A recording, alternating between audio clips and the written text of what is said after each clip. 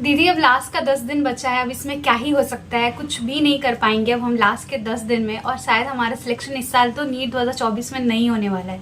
तो ये नहीं वाली चीज़ें ना, डीमोटिवेशन वाली बातें हमारे दिमाग में बहुत ही जल्दी आ जाती है एंड बहुत ही जल्दी हम इस पे सोचने भी लग जाते हैं एंड कहीं ना कहीं डिप्रेस होने लगेंगे कि देखो 10 दिन में बहुत कुछ तो हम नहीं कर सकते। आई अग्री विथ यू, लेकिन ऐसा नहीं है कि हम कुछ कर ही नहीं पाएंगे। देखो अभी भी टाइम है यार। देखो अगर अभी भी तुम 10 दिन के लिए अपने आप को एकदम से रूम में बंद करके ना एंड दिमाग को शांत करके फिजिक्स केमिस्ट्री बायोलॉजी के आसपास अपने आप को दौड़ाते रहोगे ना, तो अभी भी आप बहुत कुछ कर सकते हो। और ये लास्ट का जो टाइम होता है ना, बहुत ही ज्यादा क्रूशियल होता है एंड इसी टाइम पे मतलब बहुत लोग इतना बड़ा जंप लगा देते हैं ना कि लाइक उनके मार्क्स, जिनके मार्क्स 400 450 के आसपास आते रहते हैं, वो 600 के करीब में पहुंच जाते हैं। तो आप सोच रहे होंगे कि करते क्या है लोग लास्ट के 10-15 दिन में, ऐसा क्या हो जाता है कि उनके मार्क्स इंप्रूव हो जाते हैं। तो देखो मैं तुमको इस वीडियो में थोड़ी बहुत चीजें बताने वाली हूँ जिससे कहीं ना कहीं जो तुम डिमोटिवेट हो रहे हो, इतना ज्यादा डिप्रेस हो रहे हो, बहुत डर लग रहा है, मैं समझ रही हूँ क्योंकि मैं इस सारे फेज से गुजर चुकी हूँ। एंड ये लास्ट का जो 10-15 दिन होता है ना गाइज, ये बहुत ही मतलब इतना प्रेशर होता है ना हमारे ऊपर, इतना ज्यादा हर चीज का, मतलब एग्जाम का तो प्रेशर है, ऊपर से पेरेंट्स के एक उम्मीद का अलग ही प्रेशर होता है, रिलेटिव्स का प्रेशर होता है, फ्रेंड्स का प्रेशर होता है। मतलब हम बहुत ही ज्यादा प्रेशर में जी रहे होते हैं एंड आई नो कि आप लोग भी बहुत ही बड़ा प्रेशर हैंडल कर रहे हो। देखो सबसे पहली चीज कि इतना प्रेशर नहीं लेना है कि लोग क्या सोचेंगे। आप बस ये सोचो कि जब मेरा रिजल्ट हो जाएगा और जब मेरा रिजल्ट नहीं होगा तो मैं अपने बारे में क्या सोच रहा हूँगा और क्या सोच रही हूँगी।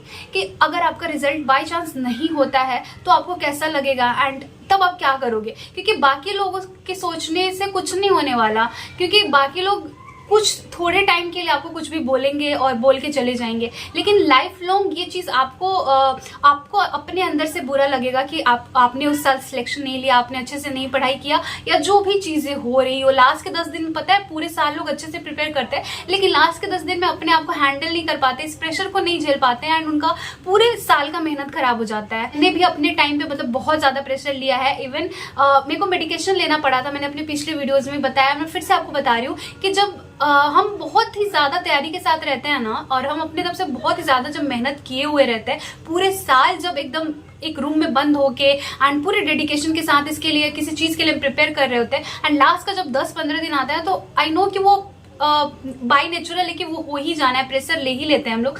तो मेरे साथ भी हुआ था पिछले, जब मतलब मैं नीट 2022 के लिए जब प्रिपेयर कर रही थी तो मेरे को मेडिकेशन लेने पड़े थे। इसका जब 1 महीना बाकी था तो मुझे इतनी ज्यादा एंजाइटी हो रही थी, इतनी ज्यादा कि मैं बता नहीं सकती हूँ, और मुझे डॉक्टर के पास जाना पड़ा एंड मैंने उनको सारी चीजें बताई एंड उन्होंने वैसे बस एक ही चीज बोला कि तुम जाओ। हर चीज उन्होंने वैसे पूछा कि तुम्हारे नीट में कितना स्कोर आ रहा है, तो मतलब मॉक टेस्ट में तुम्हारा कितना स्कोर आ रहा है, अभी कैसी चल रही है प्रिपरेशन, हर चीज बहुत अच्छे से उन्होंने वैसे सब चीजें पूछी एंड उन्होंने बस वैसे एक ही बात बोला, जाओ मिठाई लेके आना जब तुम्हारा सिलेक्शन हो जाएगा। तो मैं उनको मिठाई तो नहीं खिला पाई जब मेरा सिलेक्शन हो गया, बट हाँ उनकी ये बात मतलब मेरे दिमाग में मतलब होता है ना, फिट हो गई थी कि लाइक ये मुझ पे जब इतना ज्यादा विश्वास दिखा रहे हैं सिर्फ मेरी बातों को सुन के कि हाँ मेरे नीट में मेरे मॉक टेस्ट में ठीक ठाक स्कोर आ रहा है, मेरी प्रिपरेशन अच्छी चल रही है, फिर मेरे को इतना ज्यादा प्रेशर क्यों लेना है, क्यों इतने ज्यादा मैं सोच रही हूँ इस सब चीजों के बारे में। एंड उन्होंने मेरे को बस एक दवा लिखी थी एंड मैंने वो लिया, कुछ दिन 5-6 दिन के अंदर ही बहुत ही अच्छे से इंप्रूवमेंट हो गया एंड सारी चीजें बहुत ऐसे नॉर्मलाइज हो गई एंड मैं बहुत अच्छे से मेरा एग्जाम मैंने दिया एंड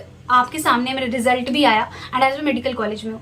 तो देखो अगर ज्यादा प्रॉब्लम हो रही है ना तो आप जाके अभी दिखा सकते हो डॉक्टर को, इसमें कोई भी शर्माने वाली बात नहीं है। अपने आप को मतलब बहुत ही मैनेज करके रखने की जरूरत है अभी लास्ट के 10 दिन में, अपने हेल्थ के ऊपर, अपने बॉडी के ऊपर बहुत ज्यादा ध्यान देने की जरूरत है। ठीक है, तो ये पहली चीज मैं आपको बताना चाहती थी। बिल्कुल भी डिमोटिवेट नहीं होना है एंड जो लोग भी अभी 10 दिन के लिए समझ में नहीं आ रहा है कि क्या करे, तो मैं आपको सिंपल सी चीजें बताती हूँ। देखो 10 दिन में ना आप बहुत कुछ नहीं कर सकते हो, लेकिन जो चीज आपने पूरे साल भर पढ़ रखी है ना उसको अच्छे से समअप करके और उसको पूरे दिमाग में अपने अच्छे से फिट करके हमको एग्जाम हॉल में जाना होता है इस दिमाग के साथ कि एग्जाम में हमें जाके सोचना ना पड़े कि हाँ ये क्वेश्चन कैसे बनेगा, बस हम रिकॉल करें एंड हमारा आंसर निकल आए। इस तरीके से हमको करना होता है। तो ये रिकॉल के लिए ना मतलब अभी आपको अच्छे से रिवाइज करना पड़ेगा। तो बायोलॉजी में मैं बता दूं तो देखो बायोलॉजी में आपको कुछ भी नहीं करना है, आपको एनसीईआरटी से ही स्टिक रहना है। एनसीईआरटी को जितना बार हो सके उतना बार रिवाइज करो, प्लस क्वेश्चन प्रैक्टिस करो, प्रीवियस ईयर क्वेश्चन करो, या फिर तुमने डीबीपी लगा रखा है, कहीं से भी क्वेश्चन लगा रखा है जो कि एनसीईआरटी बेस्ड हो तो वो क्वेश्चन लगाओ।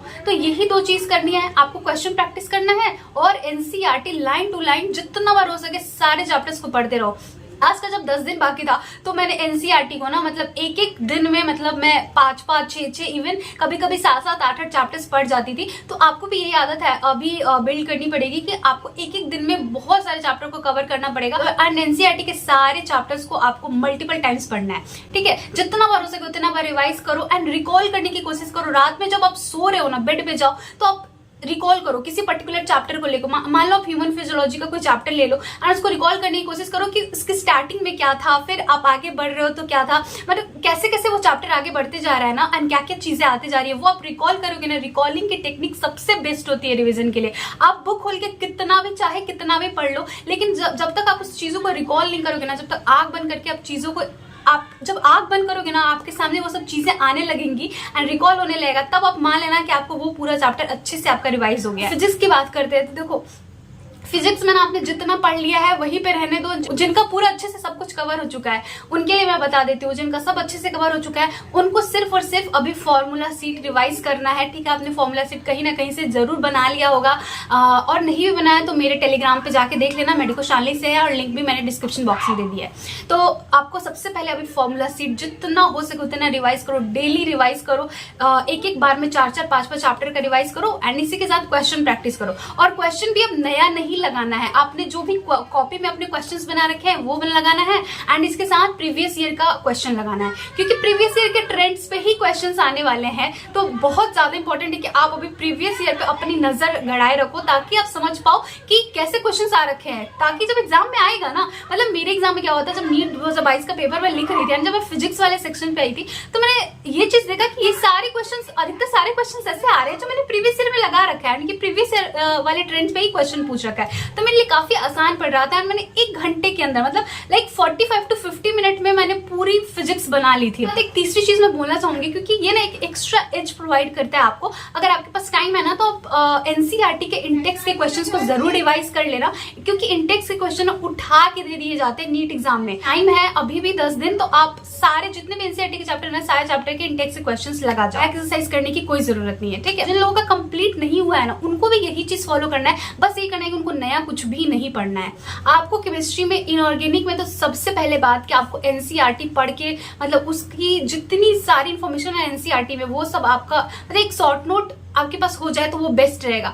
और मैंने टेलीग्राम पे अपना डाल भी रखा है ताकि आपको आइडिया लग पाए कि किस तरीके से शॉर्ट नोट बनाना होता है। आप एक बार जाके वहां से भी देख सकते हो, अगर आपने पहले से भी बना रखा है तो वो बहुत ही अच्छा है, आप वहां से रिवाइज करो। तो आपको एनसीईआरटी पढ़ना है इनऑर्गेनिक में एंड इंटेक्स वाले क्वेश्चंस तो जरूर सॉल्व कर लेने हैं। अब ऑर्गेनिक की बात करें तो ऑर्गेनिक में मेनली आपको जो बहुत ज्यादा इंपॉर्टेंट है ना वो है नेम रिएक्शन, जो कि हर साल आता है। तो नेम रिएक्शन का मैं पहले से ही बोलती आ रही हूँ आपको कि आपके पास चार्ट होना चाहिए, अगर नहीं है तो मेरे टेलीग्राम पे जाके देखना, वहां पे है। उस चार्ट को आपको डेली रिवाइज करना है ताकि आप पूरी नेम रिएक्शन आपके एकदम से टंग पे हो, ठीक है। तो नेम रिएक्शन करना है एंड इसी के साथ साथ मतलब आप जीओसी को बहुत ही अच्छे से कमांड करके चलना, क्योंकि जीओसी से काफी सारे क्वेश्चंस आते हैं। तो जीओसी जितना आपका अच्छा रहेगा उतना ही आपको अच्छा स्कोर आने का चांस रहेगा ऑर्गेनिक के अंदर, ठीक है। तो ऑर्गेनिक में आपको यही करना है कि जो भी आपने पढ़ा है ना उसको रिवाइज करते रहो। आप अपनी कॉपी से रिवाइज कर सकते हो और ऑर्गेनिक के नेम रिएक्शन पे ज्यादा ध्यान रखना है, जीओसी पे ज्यादा ध्यान रखना है। और मैं अपने शॉर्ट नोट्स ना एनसीईआरटी का भी टेलीग्राम पे डालने वाली हूँ, 1-2 दिन के अंदर मेरा उस पर वीडियो भी आएगा कि मैंने ऑर्गेनिक के एनसीईआरटी की ना पूरी शॉर्ट नोट बना रखी थी और मेरे पास अभी भी है, तो वो मैं टेलीग्राम पे डाल दूंगी, ठीक है। अब फिजिकल की बात करें तो फिजिकल में आपको क्वेश्चन प्रैक्टिस करना होता है, क्योंकि ये जस्ट लाइक फिजिक्स है। तो जिस तरीके से फिजिक्स में आप क्वेश्चन प्रैक्टिस करते हैं उसी तरीके से आपको फिजिकल के लिए भी क्वेश्चन प्रैक्टिस करना है। कहाँ से करना है, तो जो आप कॉपी में आपने क्वेश्चन लिख रखे हैं वो करना है एंड एनसीईआरटी यही से रिवाइज करना है।